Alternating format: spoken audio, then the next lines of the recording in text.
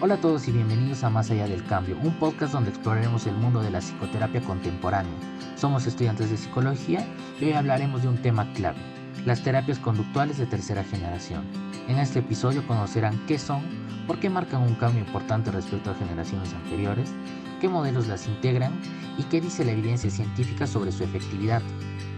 Antes de sumergirnos en el contenido, permítame presentar al equipo. Conmigo están Gabriela, Samantha, Carla y Carmen, y quien les habla Matías. Cada uno de nosotros abordará un aspecto específico para ayudarte a comprender mejor estas terapias. Entonces, ¿por qué es importante conocerlas? Bueno, en una sociedad donde el sufrimiento psicológico se ha vuelto más complejo y multifactorial, las terapias tradicionales muchas veces no bastan. La tercera generación de terapias responde a eso con un enfoque más profundo, centrado en el contexto, la aceptación y la flexibilidad psicológica. Estas terapias no buscan eliminar los pensamientos negativos a toda costa, sino cambiar nuestra relación con ellos. Son terapias más humanas, más empáticas y sobre todo más eficaces en muchos casos. Pero primero, pongamos todo esto en contexto. Las terapias psicológicas han evolucionado a lo largo del tiempo en tres grandes olas o generaciones.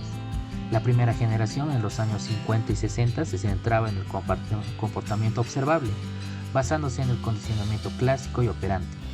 Aquí destacan figuras como Pavlov, Skinner y Watson. Luego surgió la segunda generación con el auge de la terapia cognitivo-conductual. Este modelo introdujo la idea de que no solo la conducta, sino también los pensamientos influyen en nuestras emociones y acciones. Se trataba de identificar y modificar creencias irracionales y o distorsionadas. Ahora llegamos a la tercera generación. ¿Qué la hace distinta? A diferencia de las anteriores, las terapias de tercera generación no buscan suprimir ni modificar directamente pensamientos o emociones negativas. En lugar de eso, enseñan a las personas a aceptar experiencias internas como parte natural de la vida. El foco en cómo nos relacionamos con nuestros pensamientos, no en eliminarlos. En lugar de decir no pienses eso, estas terapias dicen puedes pensar eso y aún así actuar según lo que valoras. Por eso su aporte principal en la promoción de la flexibilidad psicológica, entendida como la capacidad de estar presente, abrirse a la experiencia interna sin juicio y actuar con sentido. ¿Y por qué esto es importante? Porque vivimos en un contexto donde el malestar emocional no siempre responde al enfoque tradicional de cambiar pensamientos. Muchas veces lo que más necesita una persona es aprender a aceptar su experiencia, reducir la lucha interna y reconocer sus valores y propósitos. Poner en el centro la humanidad del paciente y no solo su sintomatología. A lo largo de este episodio, junto con mis compañeras, exploraremos los tres modelos representativos. Todos tienen en común un enfoque de aceptación, compasión, contexto y compromiso. Quédate con nosotros y descubre cómo estas terapias están cambiando la forma en que entendemos la psicoterapia moderna. Muchas gracias por esa introducción, Matt. Ahora vamos a lo esencial. ¿Qué son exactamente las terapias de tercera generación? Bueno, estas representan una evolución dentro del enfoque conductual, mientras que la primera se centra en el condicionamiento clásico y operante y la segunda en el papel del pensamiento racional en el cambio emocional. La tercera introduce una nueva perspectiva, el contextualismo funcional y el modelo de flexibilidad psicológica. El contextualismo funcional está estrechamente relacionado con el conductismo radical de Skinner. Él utilizó el término radical para destacar su propuesta de mantener la conducta como objeto central de estudio de la psicología, pero además porque planteaba la necesidad de analizarla desde la raíz, es decir, teniendo en cuenta las condiciones y variables que la originan, la mantienen o la modifican. Desde esta mirada, el propósito principal es predecir e influir en la conducta tomando en cuenta las variables contextuales. Pero ahí me dirán, Gabriela, ¿qué son las variables contextuales? Bueno, es todo aquel elemento del entorno, ya sea físico, social o histórico, que incide en el aumento, la persistencia o la disminución de una conducta. En otras palabras, no podemos comprender una acción sin mirar el contexto en el que ocurre. Steven Pepper, en sus propuestas sobre las 4 hipótesis del mundo, describe el contextualismo como una forma de pragmatismo. Según esta corriente filosófica, las ideas no se generan de forma aislada en la mente de un individuo, sino que surgen socialmente a partir de la interacción con otras personas y con el entorno. No se desarrollan por una lógica interna, sino por la experiencia vivida en un contexto. Desde esta perspectiva hablamos de acción en contexto, es lo que tenemos que recordar, ¿ok? Cada comportamiento está profundamente entrelazado con el contexto histórico y situacional en el que sucede. Separarlos o analizarlos individualmente sería una distorsión de la realidad. Al menos desde esta postura teórica no tendría sentido hacerlo. Algo importante que plantea el contextualismo funcional es cambiar la noción de control de la conducta por la de influencia. Su objetivo es la predicción e influencia precisa, es decir, identificar con claridad y sin ambigüedades, ojo, esto es importante, aquellos antecedentes y consecuencias de la conducta que pueden ser modificados y que además sean relevantes en diferentes contextos. Pero muy bien, en resumen, este enfoque sostiene que los fenómenos como la conducta humana no pueden ser entendidos de manera aislada. Siempre deben analizarse en el contexto en el que ocurren. Así lo importante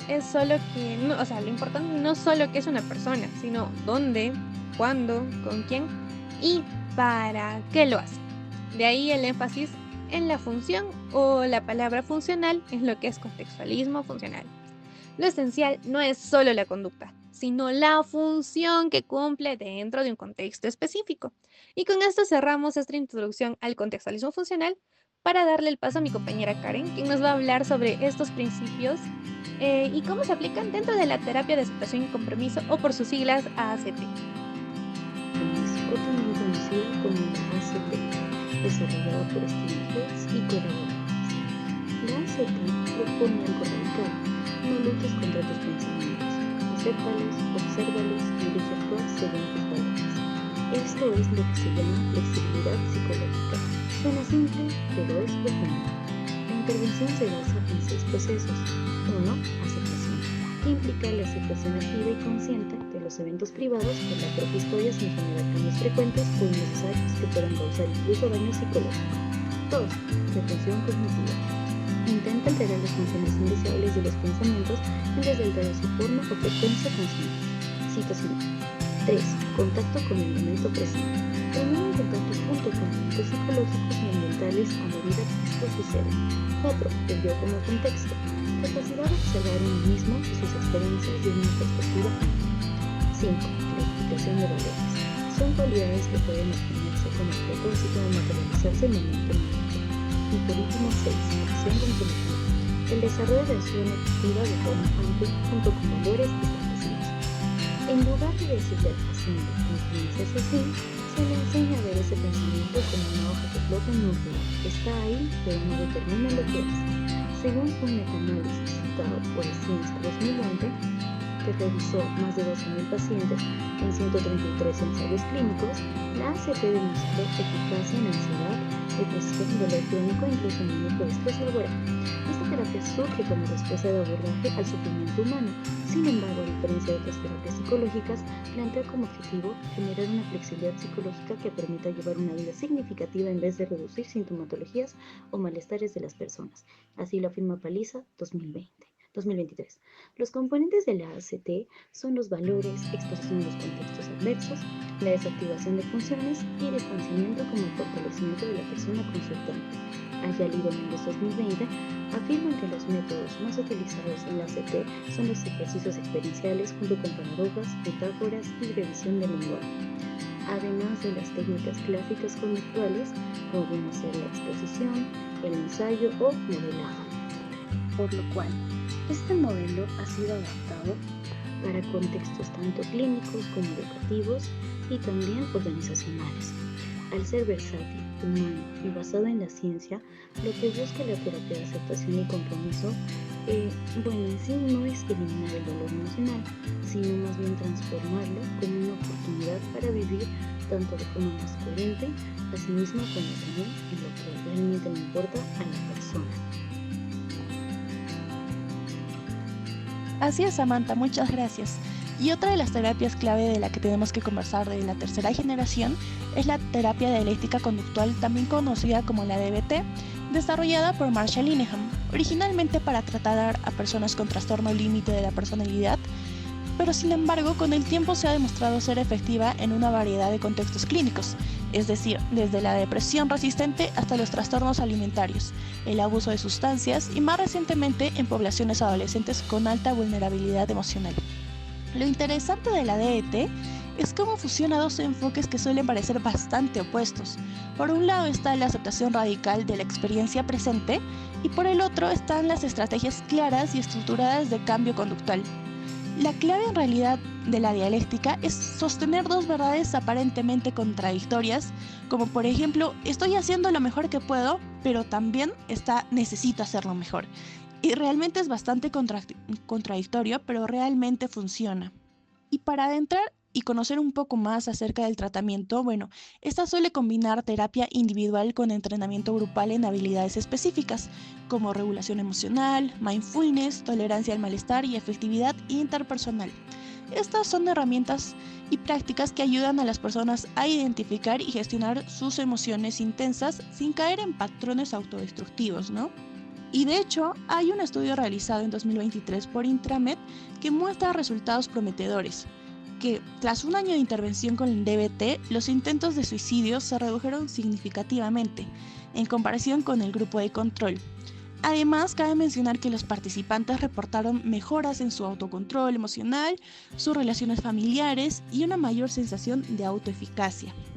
Y bueno, esto es justamente lo que está haciendo la DBT, ¿no? Que se extienda más allá del ámbito clínico tradicional, llevándose incluso a contextos educativos y programas de prevención para jóvenes. En tiempos donde realmente la salud mental juvenil es una prioridad global, y bueno, terapias como estas nos ayudan y nos ofrecen una respuesta bastante integral y compasiva. Y bueno, y como dijo Linehan, ¿no? No se trata de corregir, sino de comprender y acompañar. Para seguir haciendo entretenido, acaba un dato curioso, ¿no? Bueno, Marsha Linehan, la creadora de la terapia dialéctica conductual, reveló muchos años después de haber desarrollado la terapia que ella misma fue diagnosticada con trastorno límite de la personalidad. Y bueno, ella estuvo internada durante casi 2 años en una institución psiquiátrica donde recibió tratamientos muy duros como electroshock. Y bueno, sus experiencias fueron tan transformadoras que la motivó a dedicarse a la psicología y eventualmente a desarrollar dicha terapia. Gracias, Carla. Finalmente cerramos este recorrido con la psicoterapia analítico-funcional, o también conocida como FAB, propuesta por Colbert y Tsai en el 2008. Esta terapia se basa en el conductismo radical de Skinner y se centra en la importancia de la relación terapéutica como vínculo para el cambio. La idea fundamental es que lo que ocurre en la terapia puede reflejar cómo las personas se comportan en sus relaciones fuera de la sesión. Para la FAB, lo que ocurre entre terapeuta y paciente es una oportunidad para modificar patrones de conductas disfuncionales que el paciente reproduce en su día a día. Este enfoque ayuda a los pacientes a conectar sus experiencias emocionales y conductuales con la dinámica de la relación terapéutica, facilitando así el aprendizaje y el cambio. Por ejemplo, si un paciente evita expresar emociones, el terapeuta lo observa cuando eso ocurre en sesión y lo refuerza si logra expresarse. Es decir, se trabaja en el aquí y ahora, usando la sesión como escenario real de transformación. En la FAB, el terapeuta actúa como un espejo que ayuda al paciente a tomar conciencia de sus patrones de comportamiento en un entorno seguro. Esto les permite experimentar nuevas formas de interactuar y relacionarse, lo que puede ser transformador. Perfecto. Hoy hemos hablado de algunas de las terapias de tercera generación y es importante reflexionar sobre el impacto que puede tener en el futuro de la psicoterapia. Estas terapias no solo se centran en aliviar los síntomas, sino que también fomentan la capacidad de las personas para aceptar lo que sienten y actuar en función de sus valores. Ya no se trata solo de cambiar pensamientos, sino de ayudar a las personas a vivir con mayor autenticidad, integrando lo que siente y sin miedo. Esto es crucial en un mundo donde el estrés y la ansiedad parecen estar aumentando. Ahora que hemos hablado sobre el tema, como grupo creemos que en el futuro la psicoterapia se beneficiará enormemente de integrar estas terapias en la práctica clínica, ya que nos devuelven a una psicología más compasiva, basada en la aceptación y la conexión con el presente. Estamos muy felices porque en el mundo cada vez hay más personas que toman a la salud mental como un tema prioritario, y es que estas terapias nos ofrecen esperanza y herramientas concretas para construir un futuro más saludable y resiliente. Gracias a todos por acompañarnos. Esperamos que hayan encontrado útil esta información y les animamos a explorar más sobre las terapias de tercera generación. Hasta el próximo episodio.